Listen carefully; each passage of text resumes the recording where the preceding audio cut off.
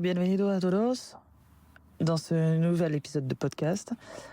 J'espère que vous allez bien, que vous avez beau temps, même si c'est très très inquiétant, pour un mois d'octobre du moins.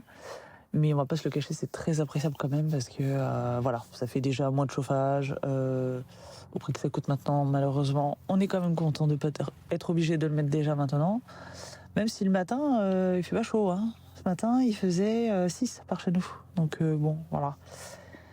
Bref. C'était pas pour vous parler météo que je vous ai donné rendez-vous ce lundi. Aujourd'hui, on va plonger dans un sujet qui peut être complexe et pourtant qui est absolument courant, malheureusement, c'est l'auto-sabotage. Donc, petit aparté, je suis encore dehors, j'enregistre ce podcast dehors. Et voilà, on a des ouvriers qui passent devant, voilà, en petite voiture camionnette, on a les jeunes qui rentrent des cours en scooter et machin. Donc il pourrait y avoir du bruit. De ce fait, je vais faire au mieux. Donc est-ce que vous vous êtes déjà demandé parfois pourquoi nous sommes nos pires ennemis en fait ? Parfois c'est vraiment ça, je ne sais pas si vous l'avez vécu, je suis quasi sûre que si. Moi je l'ai vécu, je le vis encore parfois, c'est assez rare mais ça peut m'arriver encore. On n'est jamais à l'abri, hein, même quand on est coach en développement personnel, en coach de vie, mais bon, voilà. Pourquoi est-ce qu'on met tout le temps, très souvent, des bâtons dans nos propres roues alors que tout semble aller pour le mieux ? C'est justement ce qu'on va explorer aujourd'hui, donc les mécanismes de l'auto-sabotage et surtout comment y remédier évidemment. Donc c'est parti. Bonjour, je m'appelle Julie, je suis la maman de 3 enfants, âgés de 13 à 4 ans, accompagnatrice en développement personnel, future praticienne en psychothérapie et amoureuse de la vie. Je souhaite la bienvenue sur le podcast The Cocoon, un podcast dédié aux femmes qui veulent vivre une vie sereine et épanouie sans s'épuiser. Ma mission, c'est de vous guider dans la transformation de votre soi intérieur afin de vous donner les ressources pour transformer votre vie. Chaque semaine, je vous partage mes conseils et astuces, de l'inspiration, mes réflexions et mes phases d'introspection, afin de vous aider à reprendre la main sur votre vie, à faire de la place pour plus de self-love et d'alignement. Chaque jour, vivez plus en conscience. Apprenez à vous connaître et à incarner votre vérité. Grâce à ces épisodes, vous serez, je l'espère, prête à vivre l'une des plus belles pages de votre vie. Comme d'habitude, si vous aimez le podcast, la meilleure façon de le soutenir est de lui mettre une note de 5 étoiles sur la plateforme de podcast que vous utilisez. Ainsi, vous permettrez à d'autres personnes de le découvrir plus facilement. Ensemble, épanouissons-nous dans nos vies. Déjà pour commencer, dans cette première partie très très courte, on va voir ce que c'est que l'auto-sabotage. L'auto-sabotage, c'est quelque chose qui se manifeste lorsqu'on va agir contre nos propres intérêts en fin de compte. Donc par exemple, ça peut prendre la forme de la procrastination, hein, coucou, on connaît tous cette chose très désagréable. Ça peut être aussi le fait d'être très autocritique, ou encore le fait de pratiquer de l'évitement.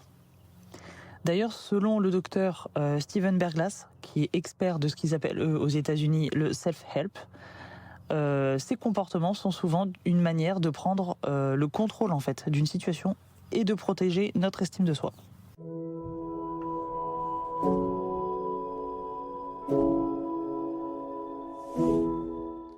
Pourquoi est-ce que nous auto-sabotons ? En fait, il peut y avoir plusieurs explications à l'auto-sabotage. La première, ça va être la peur de l'échec. Okay ? Donc d'ailleurs, selon une étude de l'université de Boston, beaucoup sabotent leurs chances de succès parce qu'ils craignent de ne pas être à la hauteur. Donc ils préfèrent s'auto-saboter dès le départ et se dire j'ai pas réussi, ou voilà. Ou j'ai la flemme d'essayer, ou voilà. Toujours se trouver des excuses parce qu'on a peur d'échouer. Deuxième raison, ça peut être à l'inverse, la peur du succès. Ça peut paraître hyper paradoxal, mais en fait, ça fait peur, ok, à beaucoup de personnes. Moi, j'ai été un peu comme ça d'ailleurs, il n'y a pas si longtemps. Ça peut vraiment faire peur parce qu'en fait, on a compris que le succès amène aussi son lot d'attentes un peu plus élevées qu'avant, en fait, le succès. Et de ce fait-là, on se dit c'est mieux de pas avoir de succès que d'en avoir, parce que du coup après on va avoir encore plus d'attentes envers nous, etc., envers notre travail, voilà. Troisième point, troisième raison à l'autosabotage, ça peut être le besoin de contrôle. Donc pour certaines personnes, provoquer un échec, c'est aussi une manière de contrôler une situation ou une relation. quatrième raison, j'attends que la voiture passe. Je disais donc la quatrième raison, ce sont les croyances limitantes. Ça, c'est un fléau. Bref, on pourrait en reparler encore et encore. Mais je veux que cet épisode soit court. En plus, après, j'ai les enfants à les chercher. Nous sommes vendredi soir, après-midi. Donc les croyances limitantes, c'est vraiment un gros problème pour plein de raisons. Je pourrais vous en parler très longuement. Mais clairement, voilà, c'est en gros nos expériences passées qui peuvent nous avoir convaincus que on mérite pas le bonheur, ou on mérite pas le succès, etc. Vous allez peut-être entendre des piou-piou derrière moi. C'est en fait mes 9 petits poussins qui se promènent là, avec leur maman. Oui, les pépés! Voilà, ils sont juste à côté de moi. Ils sont à 1 mètre de moi là, donc voilà, c'est pas impossible que vous les entendiez. Et il y en a encore d'autres dans le poulailler, mais ceux-là arrivent toujours à ressortir. La maman arrive à passer à travers le grillage, enfin par-dessus. Donc ils la suivent. Bref, c'était la petite parenthèse. Ensuite, voilà, j'avais envie de vous partager une fois de plus, comme j'ai fait la semaine dernière. Ça m'avait plu, donc j'ai redemandé à 3 personnes différentes, dont j'ai évidemment changé les prénoms. À quelque chose près, j'ai changé l'âge. Mais voilà, j'aime bien avoir des petits témoignages, donc c'est plutôt cool. Mais j'aime aussi, je tiens à respecter aussi votre anonymat, c'est normal. Donc on va avoir Claire, qui a 29 ans et qui m'avait dit, chaque fois que j'avais une promotion, je commençais à douter de mes compétences. J'ai fini par refuser une opportunité en or, par peur de ne pas être à la hauteur. Donc là, ça rebondit sur ce que je vous ai dit juste avant. On a ensuite Nadia, 34 ans, qui me dit « J'ai toujours rêvé de lancer mon entreprise, mais à chaque fois que je m'apprêtais à le faire, je trouvais une excuse pour repousser l'échéance. » Ça, évidemment, ça me parle énormément, Nadia, même si j'ai changé ton prénom. Ça me parle énormément parce que, j'ai fait exactement la même chose, en fait. J'ai eu un déclic à un moment donné, mais avant ce déclic, j'étais exactement comme ça. Et ensuite, pour finir, on a Élise, 40 ans, qui me dit « Dans mes relations amoureuses, dès que tout allait bien, je créais des conflits pour, je pense, tester l'autre. J'ai réalisé que je craignais d'être abandonnée. » Ça, c'est très symptomatique de notre génération aussi. Je trouve qu'on est dans une génération, nous les trentenaires, à 40 ans, on vit beaucoup dans cette peur de l'abandon. Donc voilà, je pourrais en parler des heures et expliquer certainement les gros signes du pourquoi du comment pour chez la plupart des gens en tout cas, parce qu'après il y a toujours du cas par cas, mais c'est pas le sujet de l'épisode. Donc voilà, pour les petits témoignages, pardon.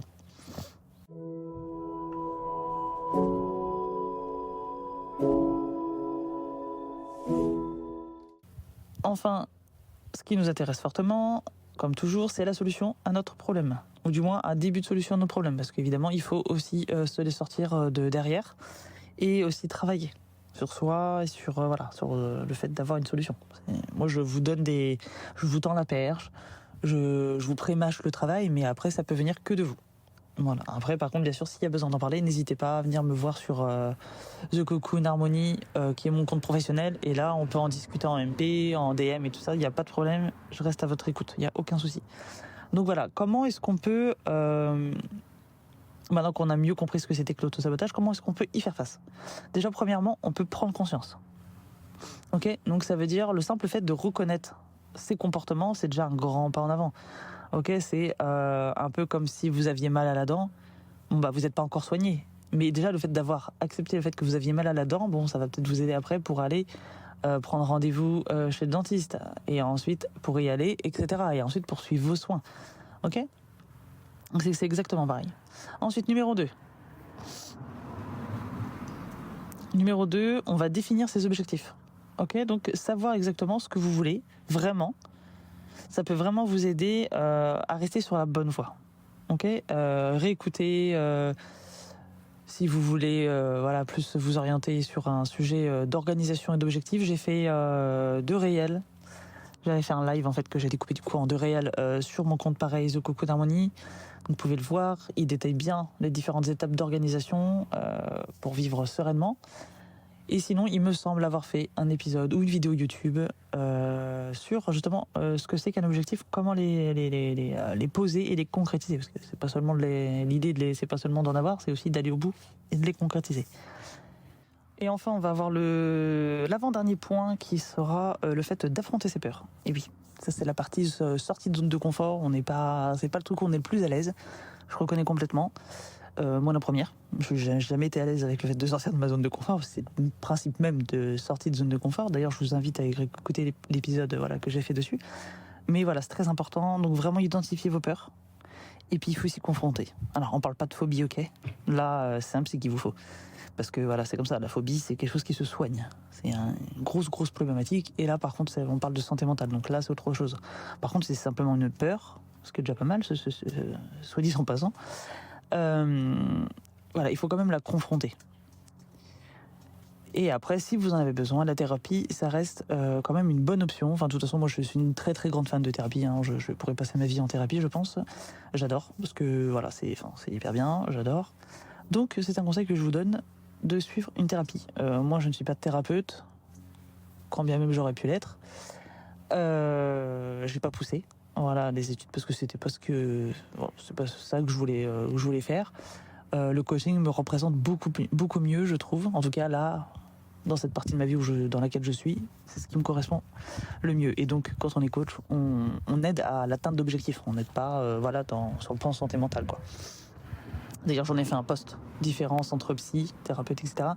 et coach sur Insta, sur The Cocoon Harmony. Je vous mets le lien en description.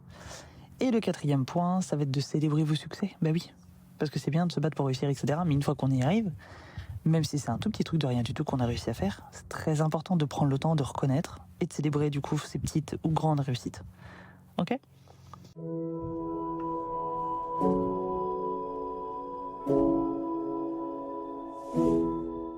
Donc voilà les filles, j'espère que cet épisode court vous aura plu, vous aura fait du bien. En tout cas, rappelez-vous que vous méritez le succès, le bonheur, l'amour, toutes les bonnes choses. Donc voilà, évitez de laisser quand même l'auto-sabotage vous en priver, ce serait quand même dommage. En tout cas voilà, n'hésitez pas à partager cet épisode autour de vous et merci en tout cas de m'avoir écouté. Si vous pensez qu'il peut plaire, qu'il peut faire du bien à quelqu'un de votre entourage, soyez la personne qui va l'aider, qui va lui faire du bien.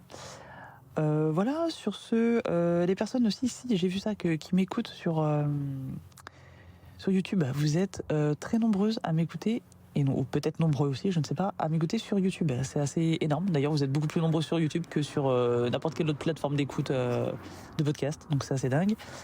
Donc n'hésitez pas à activer la petite cloche pour être notifié justement des prochains épisodes, à vous abonner pour me soutenir, parce que ça me fait toujours plaisir. Et puis me laisser un petit commentaire aussi, ça peut être sympa, d'avoir un petit peu vos retours voilà, sur les épisodes, sur le podcast de manière générale, etc. Donc voilà, sur ce, je vous fais des besos, prenez soin de vous et hasta pronto. Bye.